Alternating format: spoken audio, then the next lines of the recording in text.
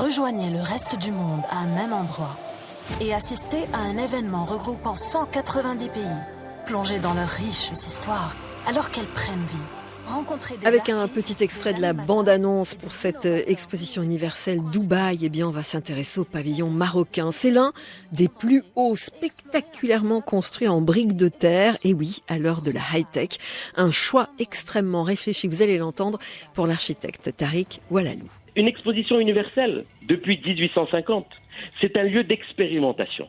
C'est pas un lieu de représentation. C'est un lieu où chaque pays doit montrer ce qu'il peut apporter au monde. C'est un laboratoire, une modélisation. Et là, on a voulu montrer qu'au Maroc, peut-être dans ce siècle, c'est un des grands lieux où on peut réinventer la place de l'homme sur cette planète. Donc on a voulu montrer qu'en s'ancrant dans la tradition, on pouvait montrer que la terre était un matériau qui pouvait être une alternative écologique, durable, décarbonée au béton, mais dans une forme contemporaine et pas uniquement dans les Casbahs et l'architecture vernaculaire. Des cubes de briques de terre rouge qui rappellent évidemment les Casbahs du Sud, mais sur place, il faut lever la tête pour appréhender la hauteur du bâtiment.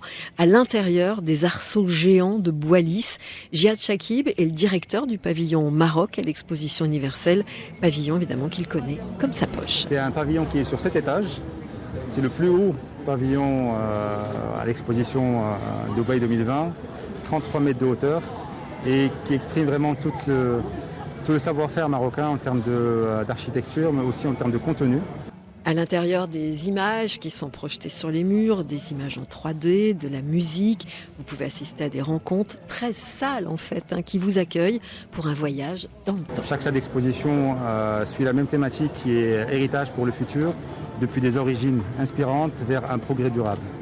Et ça se voit honnêtement au niveau des 13 salles parce qu'on parle de notre héritage culturel, héritage économique, héritage artistique également. Donc à travers toute cette expérience, pour mettre en avant les investissements marocains, pour mettre en avant nos sociétés marocaines, nos savoir-faire et chercher de nouveaux débouchés, de nouveaux marchés d'investissement. Et si vous suivez la visite, eh bien, vous pouvez même avoir d'autres détails. Comment? Avec une application spéciale Expo Universelle, à vous de choisir. Dans les QR codes que vous avez, quand vous scannez, en fait, on vous donne chaque salle. Dans chaque salle, vous avez une expérience à vivre. L'Expo Universelle de Dubaï, c'est jusqu'à la fin du mois de mars prochain. Le programme très complet, évidemment, très fourni, à suivre sur expo2020dubaï.com. En fait, l'Homo sapiens, il est là, vous le voyez. Ouais. Donc, vous pouvez tous vivre l'expérience sur vos téléphones.